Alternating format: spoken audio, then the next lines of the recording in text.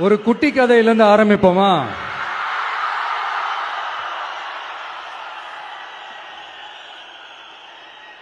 ஒரு பெரிய ஊரு, ஒரு 4 ரோடு ஜாயிண்ட் ஆகுற மாதிரி ஒரு ஜங்ஷன், ஒரு பிஸியான ஏரியா, ஆள் நடமாட்டம் அதிகமாக இருக்கக்கூடிய ஒரு ஏரியா. அங்க சென்டர்ல ஒரு முரட்டு ஜல்லிக்கட்டு காலை ஒன்று நின்றுட்டு இருக்குது. காலில் மண்ணை வீசிக்கிட்டு சீறிக்கிட்டு அப்படியே நின்றுட்டு இருக்குது. யாருமே பக்கத்தில் போக முடியல. அந்த இடம் ஒரு கேஷுவலாக மாறணும் அப்படின்னா அந்த காளையை அடக்கி அமைதி ஆக்கினாதான் மறுபடியும் ஒரு பேக் டு நார்மல் சிச்சுவேஷனுக்கு அந்த இடம் மாறும். அந்த ஊரில் இருக்கிற ஒரு சில பேருக்கு மட்டும்தான் அந்த காளை அடங்கும். அவங்க யாருமே அங்கே இல்லை. ஆனால் அந்த கிரவுட்ல இருந்த ஒரு சில பேர், ஆல்ரெடி அந்த காளையை அடக்கணங்களோட இருந்த ஒரு சில பேர், எங்களுக்கு இல்லாத அனுபவமா? நாங்க பார்க்காத காளையா? நாங்க பார்க்காத மாடா? நாங்க போய் அடக்குறோம்னு சொல்லிட்டு உள்ள போறாங்க. ஒருத்தராலையும் அந்த காளையை தொடக்கூட முடியல. எல்லாரையும் அடிச்சு வீசி தூக்கி போட்டுருச்சு. இப்ப என்னடா பண்றது அப்படின்னு பார்க்கும்போது அந்த கூட்டத்தை விலக்கிட்டு ஒரு சின்ன பையன்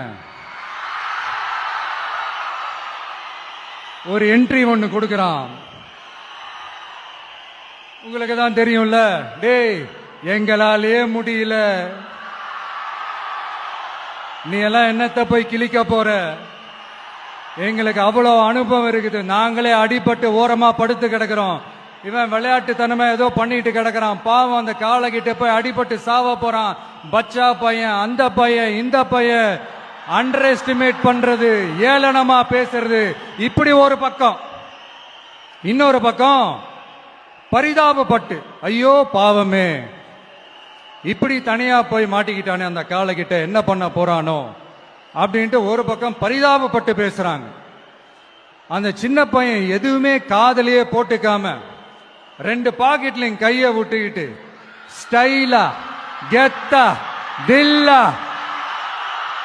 அப்படியே உள்ள போறான். ஒரு ஸ்டெப் எடுத்து வைக்கிறான், அந்த கால் அப்படியே சீறிக்கிட்டே நின்றுட்டு இருக்குது. இன்னொரு ஸ்டெப் எடுத்து வைக்கிறான், கால் அப்படியே சீறிக்கிட்டே முன்னாடி வருது. மக்கள் எல்லாரும் பதட்டத்தோட அப்படியே பார்த்துட்டு இருக்கிறாங்க.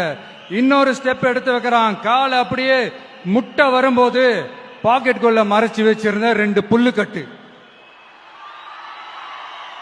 அது அந்த காலை கிட்ட காட்டுறான். காலை அப்படியே சடனா வந்து நின்னு அது மூடெல்லாம் மாறி அந்த புல்லுக்கட்டை சாப்பிட ஆரம்பிச்சிருச்சு. அந்த சின்ன பையனும் அந்த காலை அப்படியே தடவிக்கிட்டு வரான். காளையும் பக்கத்துல ஒரு குழந்தை மாதிரி நடந்து வந்துகிட்டு வருது. பக்கத்துல இருந்த ஒரு வயல்வெளியில அந்த காளையை மேய விட்டுட்டு வரான். மக்கள் எல்லாரும் அந்த பையனை ஆச்சரியமா பாக்குறாங்க. அந்த அடிபட்டு கிடந்த அந்த அனுபவசாலிங்க தலைய தொங்க போட்டு நின்றுட்டு இருக்கிறாங்க. ஏன்னா பேசின பேச்சு அப்படி. வாய் இருக்குன்றதுக்காக நக்கலுமா நையாண்டியுமா நச நச நச நசன் ஒரே பேச்சு. என்ன பண்றது, தலையை குனிஞ்சு அப்படியே நின்றுட்டு இருக்கிறாங்க. அங்க ஒரு பெரியவர் வர்றார். வந்து அந்த பையன்கிட்ட கேட்கிறாரு, எப்படிப்பா இப்படி ஒரு முரட்டு காலை சீறிட்டு நின்றுட்டு இருந்தது, எப்படி அந்த காலை அடக்கின அப்படின்னு கேட்டதுக்கு அந்த பையன் சொல்றான், ஐயா எனக்கு அந்த காளையை பார்த்தா கோபமா இருந்த மாதிரிலாம் எனக்கு தெரியல, அந்த காலை பசியோட இருந்த மாதிரி இருந்தது. அதனாலதான் அந்த புல்லுக்கட்டை காமிச்சவன ஓகே நமக்கு தேவையானது கிடைச்சிருச்சு அப்படின்ன உடனே அந்த புல்லுக்கட்டை சாப்பிட்டுட்டு நம்மளோட அப்படியே ஜாலியா வாக்கிங் வந்துருச்சு அப்படின்னு சொன்னான். இத கேட்ட அந்த பெரியவர் சொன்னாரா, இந்த சின்னவங்க பெரியவங்க, அனுபவம் இருக்கிறவங்க அனுபவம் இல்லாதவங்க இதெல்லாம் விஷயமே கிடையாது. யாரா இருந்தாலும் அந்த சூழலுக்கு ஏத்த மாதிரி, அந்த சிச்சுவேஷனுக்கு தகுந்த மாதிரி என்ன பண்ணி அந்த ப்ராப்ளம சால்வ் பண்றான், ஏது பண்ணி அந்த ப்ராப்ளம சால்வ் பண்றான், அதுதான் விஷயமே, அதுதான் மேட்ரு. சோ நீ சூப்பர்ப்பா, என்ன ப்ராப்ளம் வந்தாலும் நீ சால்வ் பண்ணிடுவ அப்படின்னு முதுகுல தட்டி கொடுத்துட்டு அந்த பெரியவர் போறார். இப்போ அந்த கதையில அந்த முரட்டு ஜல்லிக்கட்டு காலை தான் நம்ம தமிழ்நாட்டு அரசியல் களம். அந்த பெரியவர் தான் நம்ம தமிழக மக்கள். அந்த பாக்கெட்டுக்குள்ள ஸ்டைலா தில்லா கெத்தா ஒருத்தன் உள்ள வந்தான் பாருங்க, அவன்தான்